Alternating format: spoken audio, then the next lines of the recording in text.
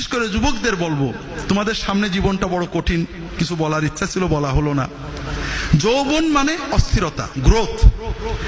আর বর্তমানে আন্তর্জাতিক বাণিজ্যিক সাম্রাজ্যবাদ, টাকার তারা কোটি কোটি বিলিয়ন ট্রিলিয়ন টাকার মালিক, যারা মিডিয়ার মালিক, তারা আমাদের রক্ত চুষে আরো টাকা বানাতে চায়। এত শত কোটি ব্যাংকে আছে, তারপরেও লুট করে। এটা একটা রোগ। এই টাকাওয়ালারা যুবকদের, যুবতীদের যৌবনের উচ্ছলতাকে এক্সপ্লয়েট করে। বিশ্ব ভালোবাসা দিবস, অমুক দিবস, তমুক দিবস, পহেলা বৈশাখ, 31st নাইট, এই দিন সেই দিন, অমুক দিয়ে কেন কেন করো, এই করে তাদেরকে এক্সপ্লয়েট করে। ঠিক আছে না? কেউ বলে না ভালোবাসা দিবসে মা বাবাকে ভালোবাসো, বলে নাকি? দেশকে ভালোবাসো বলে না? এইসবে তো আয় হবে না। ওই মেয়েটাকে ভালোবাসো, দুটো টি শার্ট কেন, দুটো ওকে দাও, মোবাইল কেন, সিম দাও। আর এই একবার শুরু করে দিলে মোবাইলও চালু থাকবে, সিমও চলতে থাকবে, কেনাকাটাও চলতে থাকবে। কিন্তু ওই ছেলেটার জীবন শেষ। ঠিক না?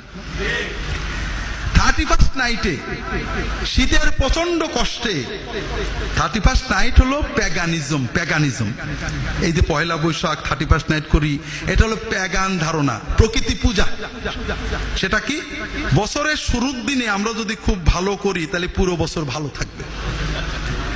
আমরা এখন বলি, আমাদের বিশ্ববিদ্যালয়ে ছেলেরা লেখে বিজ্ঞান ভিত্তিক শিক্ষা চাই।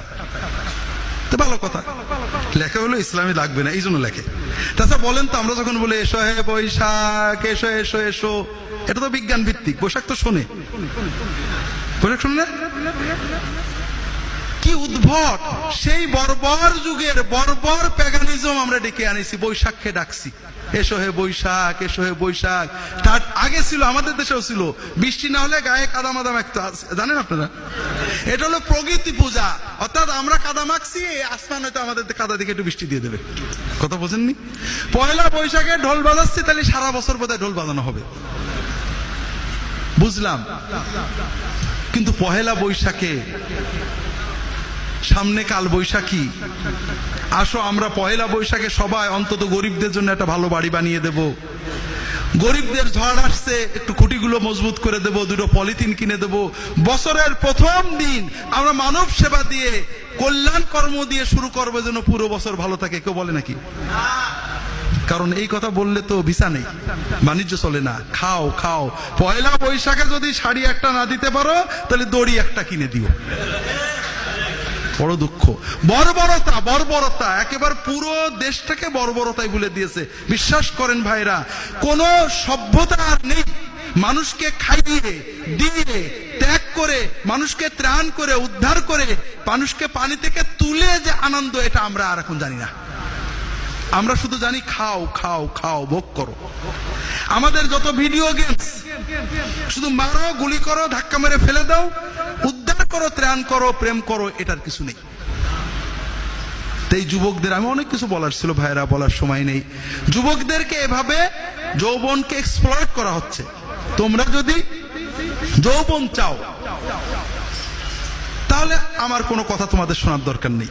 তবে যদি তোমরা জীবন চাও, যৌবন 40-এ শেষ, কিন্তু জীবন হয়তো 90 পর্যন্ত চলবে। যদি যৌবনেই শেষ না হয়ে জীবন পর্যন্ত চলে যেতে চাও, সুন্দর করে অন্তত শেষ জীবনটা আল্লাহর সাথে সম্পর্ক রেখে একটা অন্তরে তৃপ্তিময় অন্তর নিয়ে বেঁচে থাকতে চাও, তাহলে অন্তত নামাজটা কোনোভাবে ছাড়বে না। আর যেটার জন্য কথাটা বললাম, একটু প্রাণবন্ত, আমাদের বুড়োদের মতো নামাজ পড়ো না। অটো নামাজ, কম্পিউটারের সুইচ টিপলে অটোমেটিক বুট হয়ে উইন্ডো খুলে থাকে। নামাজে আল্লাহু আকবার বললে অটোমেটিক আসসালামু আলাইকুম, নামাজ শেষ। একেবারে কম্পিউটারাইজড নামাজ। কি সূরা পড়েছি ইমাম তাও জানি না, আমি কি পড়েছি তাও মনে নেই। এই নামাজে ফরজ আদায় হবে, কিন্তু নামাজের মজা পেলেন না ভাই। নাক দিয়ে খাওয়া যায় না? নাক দিয়ে খাইলে খাওয়া যায়, পাইপ দিয়ে দেওয়া যায়, কিন্তু নাক দিয়ে খাইলে মজা পাওয়া যায় না। তো নামাজটাকে মজাদার করো, নামাজের সূরাগুলোর অর্থ বুঝো, দোয়াগুলোর অর্থ বুঝো, অল্টারনেট অনেক দোয়া শিখো। নামাজের ভিতরে রুকুতে সেজদায় আল্লাহর কাছে চাইতে হওয়ার জন্য ছোট্ট ছোট্ট মাসনুন দোয়াগুলো শিখে নিও। হিসনুল মুসলিম বই আছে, আমার রাহে বেলায়াত আছে, বিভিন্ন সহিহ সুন্নাত ভিত্তিক বই আছে, শিখে নিও ছোট্ট ছোট্ট দোয়া, একটু বুঝে নামাজ পড়ো। ইনশাআল্লাহ জীবনে অনেক কষ্ট আসবে, ব্যথা আসবে, বেদনা আসবে, সমস্যা আসবে, কিন্তু এই নামাজ ইনশাআল্লাহ তোমার সব সমস্যা দূর করে দেবে, আল্লাহর রহমতের সাথে তোমাকে জড়িয়ে রাখবে, মৃত্যুর পরে আল্লাহর ওলি বান্দাদের সাথে তোমার স্থান হয়ে যাবে।